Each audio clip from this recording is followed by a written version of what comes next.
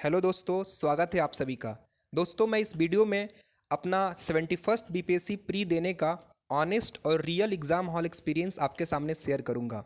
दोस्तों, फिर उसके बेसिस पे हम इस बार का कट ऑफ और इस बार का मेरा खुद का कितना स्कोर सेफेस्ट बन रहा है, इसको समझने की कोशिश करेंगे। और दोस्तों, एक एक्सपीरियंट जब कभी किसी पेपर को देता है तो उससे कुछ सिली मिस्टेक्स, कुछ कॉमन मिस्टेक्स, सब कुछ आते हुए भी एग्ज़ाम हॉल के अंदर हो जाता है। तो हम सब उसको कंसीडर करके ही कट ऑफ बताएं तो ज़्यादा बेटर होगा दोस्तों, मैंने इसके पहले 70th बीपीएससी का मेंस पेपर भी दिया है और उसके पहले मैं यूपीएससी सीएससी प्री दे करके मेंस पेपर में भी अपीयर हुआ हूँ दोस्तों, इस बार का पेपर जो मैंने अटेम्प्ट किया, टोटल नंबर ऑफ क्वेश्चन वो 127 था। 150 में से 127 क्वेश्चन मैंने किए हैं दोस्तों, और मैंने 23 क्वेश्चन को छोड़ा है।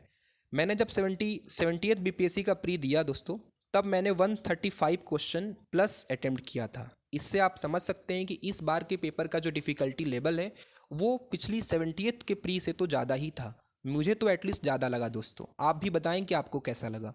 तो दोस्तों, मेरा कितना क्वेश्चन सही हुआ और कितना गलत हुआ मैं आपको अभी ही बता देता हूँ। दोस्तों, मैं अलग अलग आंसर की से मैच किया हूँ तो मुझे मेरा टोटल 100 क्वेश्चन सही आ रहा है। किसी किसी आंसर की से 101 हो रहा था, किसी किसी से 99 भी हो रहा था दोस्तों। और टोटल इनकरेक्ट क्वेश्चन जो मेरे हुए हैं वो 27 हुए हैं। इस बेसिस पे मेरे जो नेट मार्क्स बन रहे हैं वो लगभग 91 से 88 के बीच में बन रहे हैं। किसी किसी आंसर की से 91, किसी किसी से 88। तो मैं इसके बेसिस पे अगर मानूँ दोस्तों, तो मेरा जो खुद का स्कोर हो रहा है वो लोएस्ट अगर हम ले लें तो 88 हो रहा है। बीपीएससी का जब आंसर की आएगा तो हो सकता है, मैं मान लेता हूँ, एक दो क्वेश्चन मेरे और गलत हो जाएं और फिर ये 85 तक भी पहुँच जाए। अगर डिस्प्यूटेड क्वेश्चन के मार्क्स बोनस के फॉर्म में मिलेंगे सबको, तब तो फिर 88 ही रहेगा। अगर वो और भी कट जाए, मेरे अगेंस्ट चले जाएं, तो 85 तक जाएगा दोस्तों। अब इसके बेसिस पे अगर हम कट ऑफ की बात करें तो दोस्तों, मुझे जो लगता है एग्ज़ाम इतने सारे देने के बाद जो मेरा एक्सपीरियंस कहता है वो यही है कि इस बार कट ऑफ का रेंज यूआर कैटेगरी के लिए 80 से लेके 85 तक, 80 टू 85 के बीच में ही होना चाहिए। अगर इस 80 में से ±2 हो जाए तो कोई सरप्राइज़ की बात नहीं होगी दोस्तों, क्योंकि इस बार का पेपर लेंदी था।